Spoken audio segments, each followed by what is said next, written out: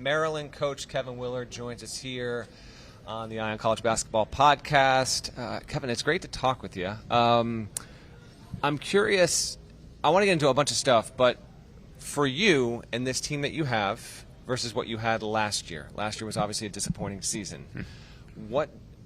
Even though you've just started practice, what is the one aspect with this team that you are most confident in that will make the biggest year-over-year jump? Something that maybe you were continually frustrated over last season, that you have a high-quality confidence that that's not going to be the case with the Terps this season? You know, Matt, I think the biggest thing last year, and I realized that at a really, really early part of the season, was we had 5 freshmen on the roster, and we were redshirting as 6. So we had 6 freshmen on the roster. We were just too young.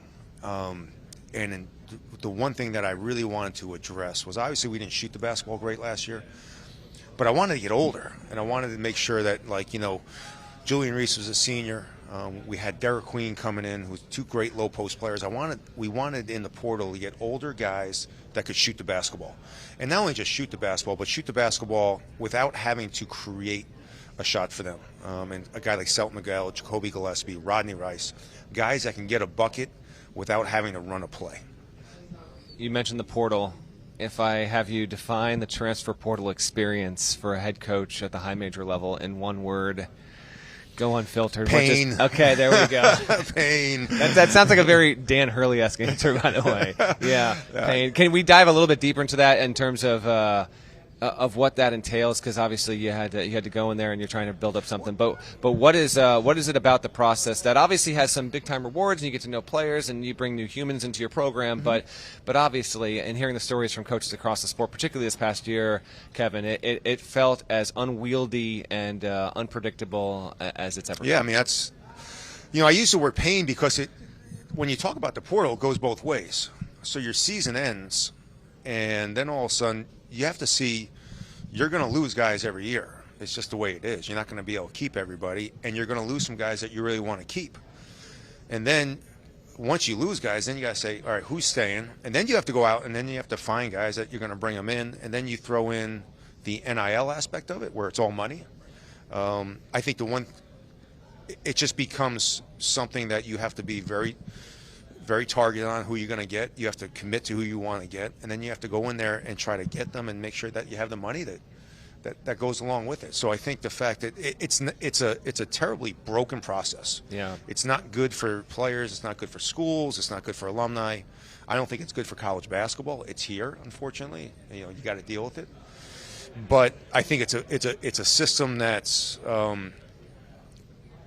broken. And it's painful because you lose kids that, I thought I was going to build Maryland with 3 or 4 freshman classes and get those guys better, and then that's just not the way it is anymore. So trying to figure it out and make the right decisions. Do you think you'll ever have a team again with, say, at least 4 freshmen on it? Do you think that's done? No, we won't take any more than 3 freshmen a year. And everyone says, well, why? I said, well, you have to pay freshmen.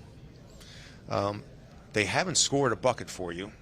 They're unproven, as good as they are. And I think I have one of the best freshmen in the country.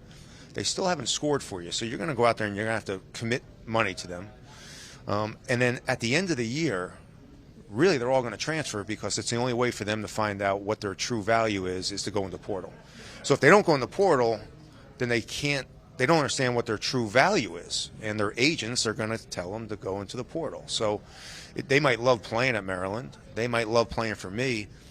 But the only logical sense for any freshman is to go in the portal. And so to load up on freshmen it just doesn't make any sense anymore. So one more on this topic, then we'll spin ahead and look at your team. I want to get to Derek Queen, obviously, amongst other pieces. If we go back to late January, sometime in February, and I burrow into your head, and whether it's on a drive home or you're plopping down on the couch talking with your family or whatever, as you're going through a struggling season, are you already wondering, all right, this player, I think I'm going to lose him. This player, I know I'm going to lose him. Even though that's stuff that you might not want to talk about publicly in the midst of a season, privately, as you're struggling to try and find some sort of momentum to maybe make a late season run, which I know didn't happen, as a head coach, you're already concerned with 2, 3, 4, 5 guys that you think are just going to make an exodus from your program well before you even get to the end of March? Yeah, I mean, I say this, and everyone laughs at me. the portal doesn't open at the end of the season. The portal opens November 4th. Mm-hmm. Once you play your first game and guys see, are they playing, are they not playing, they've already made up their mind whether they're leaving or not. So it's really hard to sit there and say, hey, be patient. We're going to develop you. We're going to get you playing time. We're going to build into it, especially with young kids. Because once they don't play in a lot of minutes on the first game, that's usually when the portal opens. Man, oh man! And you've got to figure out what's the best rotation for your team to have the most success and do what's in the best interest of the team. And it seems like there's a certain current that you have to fight against regardless of how that plays out. You're exactly right. I think what you really do is by the end of November, you're pretty much saying, okay, these are the 8 guys that are going to play, and those are the 8 guys you have to focus on, because you've already heard, whether it's through an agent, whether through another team, that this kid's going to be out of here. He's not playing. He's not happy. And so it's the system we set up. Yeah. So you can't complain about it. You have to live with it. But at the same time, you feel bad, because I've had so many players, a guy like Desi Rodriguez, who I had at Seton Hall, who played 6 minutes a game as a freshman, but he saw that as a sophomore, junior, and senior, he was going to be 26 minutes, 36 minutes, and then be the leading scorer and be a first-team All-Big East guy. Jared Roden, the same thing. Sandro was the same way. They understood what their path was. Now, unfortunately, once they don't play nowadays, it's just they're going to go into the portal and then they're going to go someplace else, because they can go back into the portal the year after that. So it is a little disappointing. It's not the way I think what's best for college basketball, but no one listens to me anyways. Fair enough. Let's discuss Derek Queen first, which Maryland fans listening and watching are obviously very, very familiar. A very coveted player that you were able to land. But for those that might not be familiar with this game, how would you describe his game? And let's set expectations at a reasonable level here. Yeah. Like, do you think he's going to be one of your 1 or 2 most important players, or because he's a freshman, might he be a big that takes some time to get used to, and maybe he might have a chance at blossoming once you get into league play? Yeah, I mean, I think you hit it right in the head. First of all, keeping Derek home, a Baltimore kid, grew up Maryland, loves Maryland. Keeping him home was huge for us. Not only is he a great talent, but he's a phenomenal young man. He loves the game. He has unbelievable passion for the game. He is an old-school type player. He's much more a 1970s, 1980s, not back to the basket, but just one of those guys that you watch, he's not going to wow you because he's dunking on somebody. He's not going to be outrunning someone, but he's going to outplay you every possession. He can score on you in the post. He is a phenomenal passer. But I do think you have to be patient with big guys. The one thing that he has going for him is he has Julian Reese.